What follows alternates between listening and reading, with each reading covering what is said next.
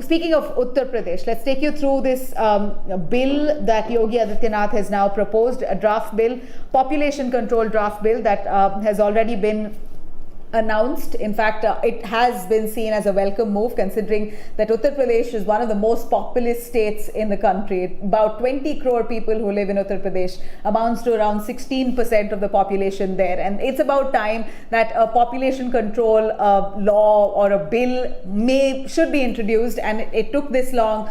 Yogi Adityanath is attempting at it, and this must be encouraged. In fact, Yogi Adityanath has given out some incentives to those people who do not have more than 2 kids. Let me name them for you. In fact, he says that those who have more than 2 kids will be debarred from contesting local body polls or from applying any government jobs. In fact, those who are currently present, who hold a government job and have more than 2 children, they will not get a promotion.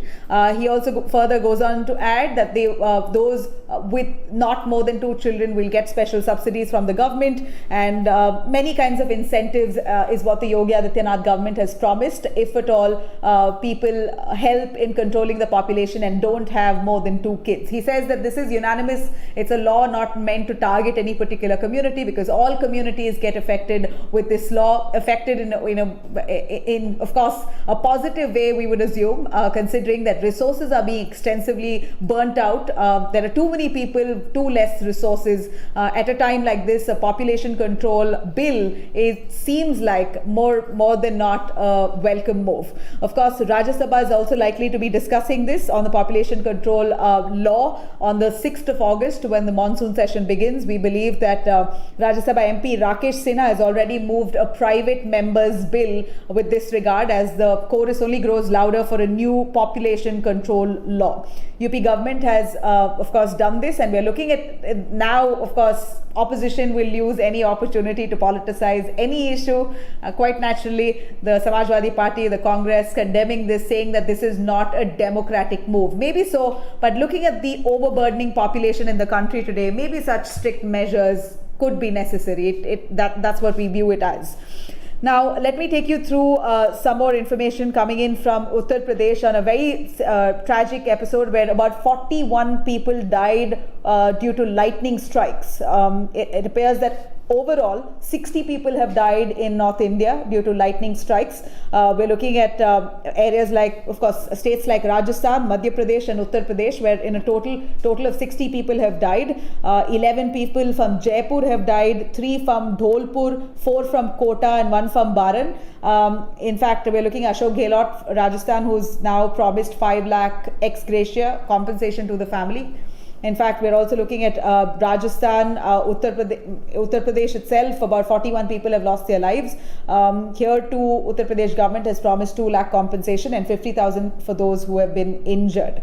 Now, while we speak of lightning strikes, we're also looking at heavy rains and flash floods that's hit Himachal Pradesh. Right now, we saw some really scary visuals of cars being washed away, houses collapsing. This is the time the monsoon has just begun. So we are only dreading what come in the coming days.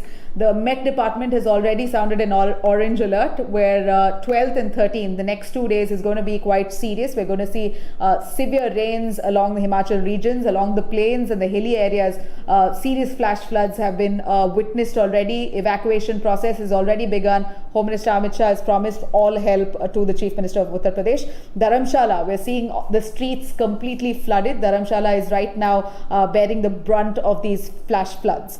Now, while we speak of COVID-19 cases in the country coming down, states lifting curbs, people are already back in action. We saw what happened in the second wave, but yet that hasn't deterred people from going out and, touring across the northern states. We know that there's a heat wave in northern India, and this is resulting in a lot of tourists rushing to colder areas.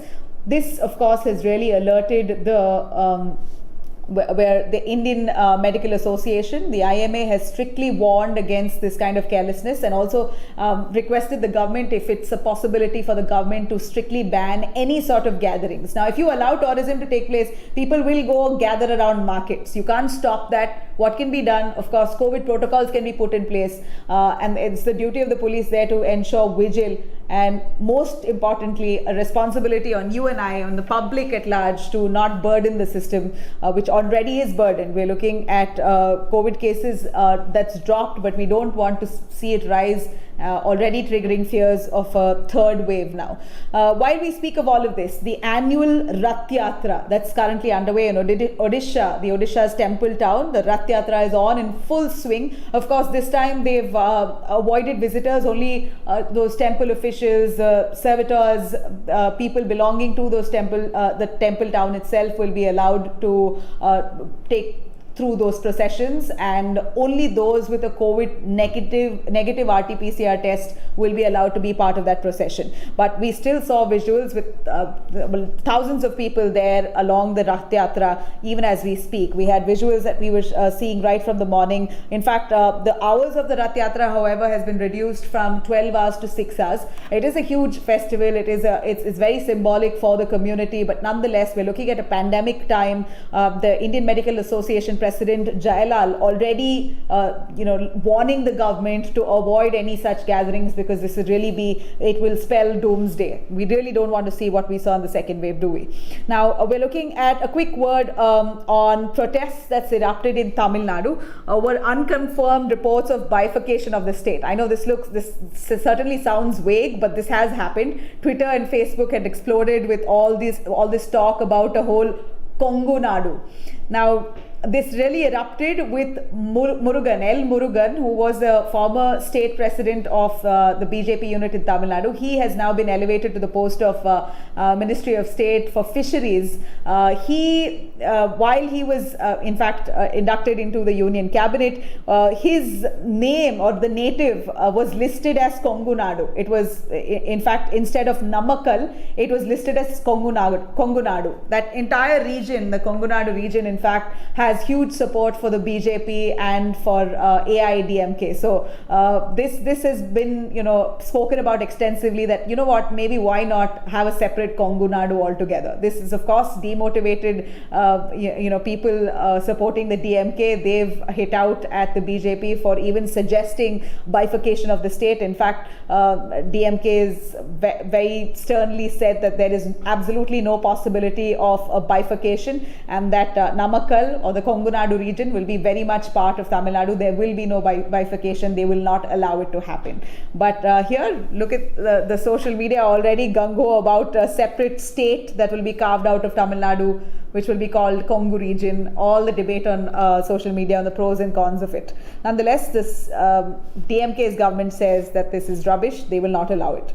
Now, let me take you through a quick word on international news. Pakistan, we hear in the Sindh region, some clerics have converted about 60 people from the Hindu faith into Islam. This was done. Mass conversion was carried out in Mirpur and Mithi area of the Sindh province. This was done by a cleric named Abdul Rauf Nizami. He is said to be close to, these are allegations that he is very familiar with Prime Minister Imran Khan, and he carried out this conversion. There were several Facebook posts that showed the same, and it's ironic that this comes right at a time when Imran Khan promised curbs on religious conversions. In fact, we do know that several Hindus in Pakistan were forcefully converted, and it appears that even now instances like this are being reported. 60 people is not a joke. This must be cracked down on, and Imran Khan must stick to his word.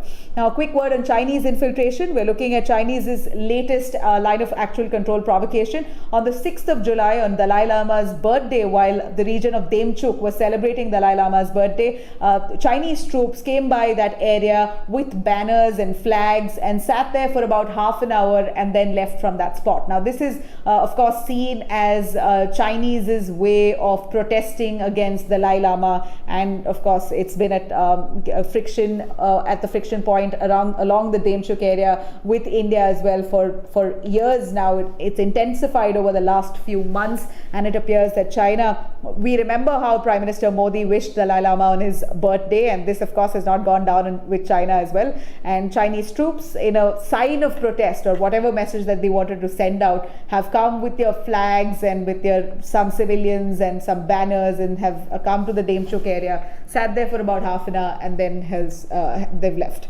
Now, a quick word on Afghanistan. India on Sunday actually evacuated several personnel working in the Afghanistan consulate. In fact, we're looking at the Kandahar area. Several Indians have been evacuated from the spot. We're looking at intense fighting currently that's underway between Afghanistan forces and Taliban. So the MEA has clarified that all the diplomats who belong to India, who are currently in Afghanistan, have all been moved with immediate effect back to India, considering that the situation there is quite hostile. That's that. I think all of you know, Euro 2020, we saw how Italy took away the cup, and this resulted in a lot of criticism for 3 black men in the England team who managed to miss the penalty. It was unfortunate, but the kind of racist comments that those 3 black men had to face was absolutely unfortunate. In fact, the Football Association even gave out a statement condemning this. But England, I mean, it's high time that they really curb these kind of racist remarks that comes out time and again. They lost, but that didn't mean that those 3 men had to be subject to that kind of racist remarks. So on that note, I'd wish you a very good day.